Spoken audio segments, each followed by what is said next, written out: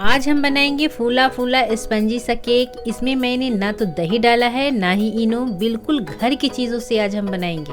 ये स्पंजी सा केक मैंने गुड़ और आटे से बनाया है, जिसे अब बच्चों के खाने से इनकार नहीं कर पाएंगे। आप इसे रोज रोज खा सकते हैं। ये केक हेल्दी होने के साथ साथ टेस्टी भी है, जिसे हम बहुत ही आसानी से घर में बना सकते हैं। तो फिर चलिए बनाना शुरू करते हैं।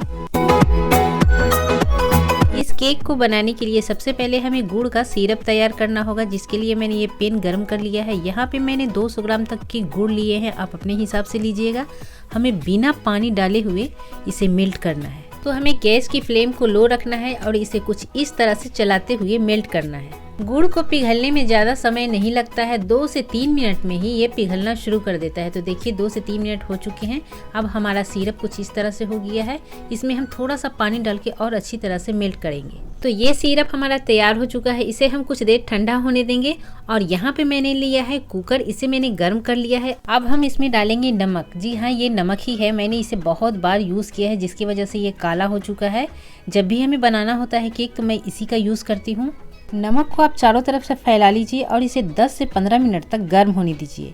अगर आप कुकर में बेक नहीं करना चाहते तो आप कढ़ाई में भी कर सकते हैं। तो कढ़ाई में बेक करने का भी तरीका मैंने बता दिया।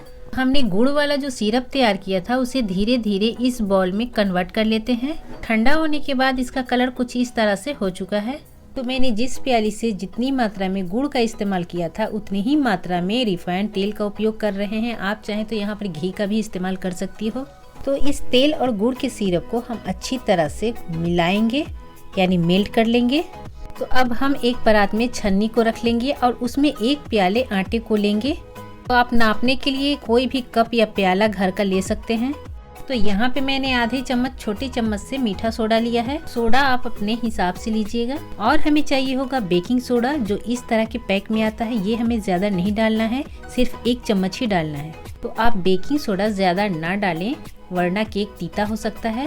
तो इन सारी चीज़ों को हम अच्छी तरह से छान लेंगे ताकि हमारा केक फूला फूला बने। और हम इन सारी चीज़ों को एक चम्मच की मदद से अच्छी तरह से मिक्स कर लेंगे। हम इसे जितना अच्छी तरह से मिक्स करेंगे केक हमारा उतना ही स्पॉन्जी बनेगा। अगर आपके पास केक का कंटेनर हो तो वो ले लीजिए, नहीं तो एल्युमिनियम का कोई भी प्याला ले सकते हैं। मैंने यहाँ पे टिफ़िन लिया है, उसे अच्छी तरह से तेल से ग्रीस कर लिया है। तो आप कोई भी प्याला या कंटेनर लें, उसे तेल से अच्छी तरह से ग्रीस करें ताकि आटा डालने टाइम वो अच्छी तरह से सट सके। तो आप इस तरह से बिना थिन पेपर के कंटेनर को तैयार कर सकते हैं। तो चलिए अब हम गुड़ और तेल वाले सिरप में आटे को अच्छी तरह से मिक्स करेंगे। तो इस सिरप में हमें आटे को थोड़ा थोड़ा डालते हुए उसे मेल्ट करते जाना है।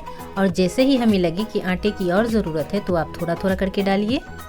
तो मैंने इसमें थोड़ा थोड़ा आटा डालते हुए एक थिक सा बैटर तैयार किया है, जो कुछ इस तरह से दिख रहा है।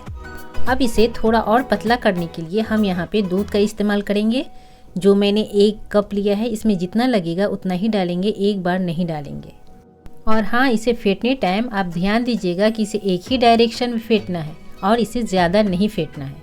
जब हम बेकिंग सोडे में दूध या पानी का इस्तेमाल करते हैं तो वो एक्टिव हो जाता है। तो यहाँ पे हमारा जो केक वाला बैटर है वो एक्टिव हो चुका है। तो इसे हमें ज़्यादा नहीं फेंटना है, वरना केक फूलने की जगह पिचक जाएगा। तो हमें केक का बैटर ना तो ज़्यादा हमें पतला चाहिए और ना ज़्यादा थिक, हमें बस ऐसा ही चाहिए कि जब हम कंटेनर में इसे डालें तो ये आसानी से रिबन की तरह आ सके। तो चलिए इसे अब हम कंटेनर में उलट लेते हैं। हमें ज़्यादा इसे फुल नहीं करना है, हमें थोड़ा खाली ही रखना है। और जो बैटर मेरा बच चुका है वो मैं कढ़ाई में बना लूँगी।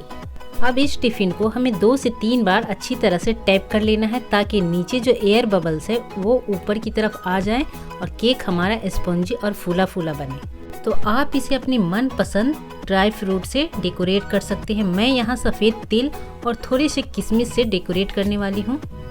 और मैंने यहाँ पे नमक के साथ कुकर को 10 मिनट तक हीट किया है। अब हम इसमें जो बना हुआ केक है वो सावधानी से रखेंगे और थोड़ी सी किशमिश यहीं पे डाल देंगे, मैं भूल गई थी। अगर आपके पास जाली ना हो तो कोई भी प्याला या ढक्कन इस तरह से रख सकते हैं। अब आप कुकर के ढक्कन को बिना रबर के 20 मिनट तक के लिए बंद कर दीजिए। तो 20 मिनट के बाद मैं इस कुकर के ढक्कन को हटाकर दिखाती हूँ और नाइफ से भी दिखाती हूँ कि ये अभी नहीं गला है। तो आप बार बार इस कुकर के ढक्कन को ना हटाएं और ना ज़्यादा देर तक खोलें, वरना केक पिचक जाएगा। तो 25 मिनट के बाद मैं आपको इस केक को दोबारा से दिखाती हूँ। ये नाइफ में नहीं लगा है, थोड़ा सा लग गया है, तो इसे हम कुछ देर और रहने देते हैं। तो 25 मिनट के बाद फाइनली हमारा केक बनकर रेडी हो चुका है। जैसा कि आप देख सकते हैं ये बहुत ही अच्छा बना है। तो चलिए इसे अब हम निकालते हैं। तो केक कंटेनर को चारों तरफ से छुड़ा लेने के बाद एक प्लेट लगाइए और कुछ इस तरह से टैप कर दीजिए। ये हुआ ना, वाह, बहुत ही अमेजिंग सा केक बनकर रेडी है।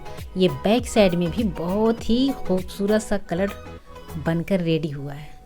इसके चारों तरफ भी आप देख सकते हैं कितना सुनहरा सा कलर आया है। लग रहा है ना बिल्कुल बाजार जैसा।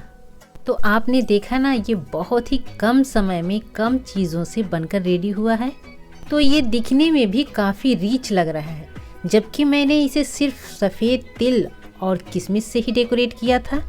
तो ये देसी जुगाड़ वाला केक बच्चों के साथ साथ बड़ों को भी काफ़ी पसंद आने वाला है।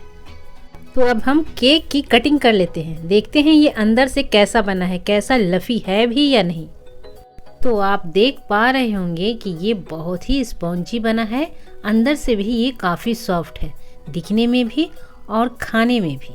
तो इस तरह के केक आप बिना दही, बिना किसी एसेंस के बना सकते हैं। तो ये गुड़ और आटे का केक बच्चों को भर पेट दीजिए, वो बहुत ही शौक से खाएंगे। तो हमें एक केक खरीदने के लिए 400 से 500 रुपए तक खर्च करने पड़ते हैं। यहाँ घर के सामान से ही ये केक आप आसानी से कम समय में बना सकते हैं। तो मेरे रिक्वेस्ट पे आप इसे एक बार घर पे ज़रूर बनाएं। अगर वीडियो पसंद आई हो तो वीडियो को लाइक कर दें, और मेरे चैनल पे नए आए हो तो अभी तक चैनल को सब्सक्राइब नहीं किया तो प्लीज़ सब्सक्राइब कर लें।